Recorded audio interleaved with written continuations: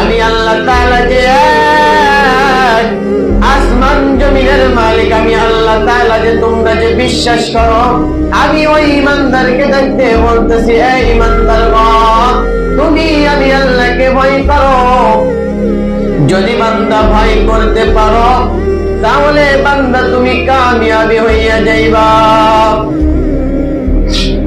এখন আমাকে আপনাকে আল্লাহ তাআলা শুধু ডাক দিয়ে বলেন নাই, ভয় করতে শুধু আমাকে আপনাকে বলেন নাই,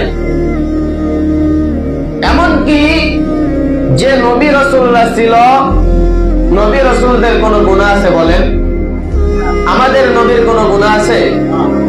আল্লাহ তাআলা কুরআনুল কারীমের ভিতরে নবীকেও ডাক দিয়ে বলতেছেন, ইয়া আইয়ুহান নাবিয়্যুত্তাকুল্লাহ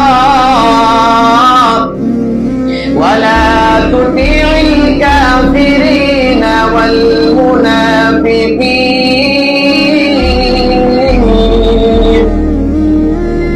হে নবী,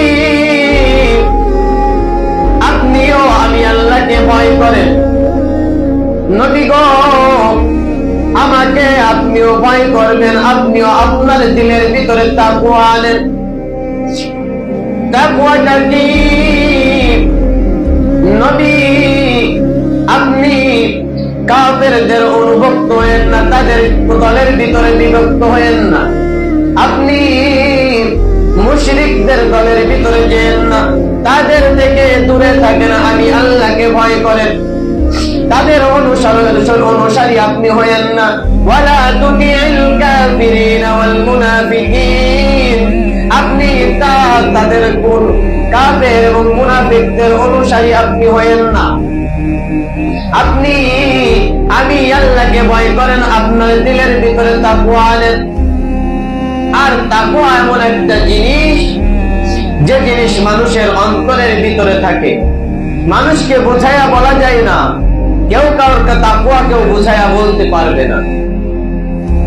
ভয় এমন একটা জিনিস, আপনি বলতে পারেন, হুজুর এই ভয়টা কেমন ভাবে আনবো? সাপোজ আপনাকে বোঝাই, আপনি একবারই চুরি করতে গেছেন, চুরি করতে যাওয়ার পর আপনার সবসময়ের জন্য কানটা সজাগ থাকে, মালিক কোন সময় উঠে যায় কিনা, ঠিক না? মালিক বিছানায় ঘুমাইয়া রয়েছে, আপনি চুরি করতে গেছেন, আপনি যা কিছু নেন আপনার কানটা থাকে ওই মালিকের দিকে, ওই বাড়ির মালিকের দিকে। মালিক যদি উঠে যায়, আমাকে যদি দেখে ফেলে, তাহলে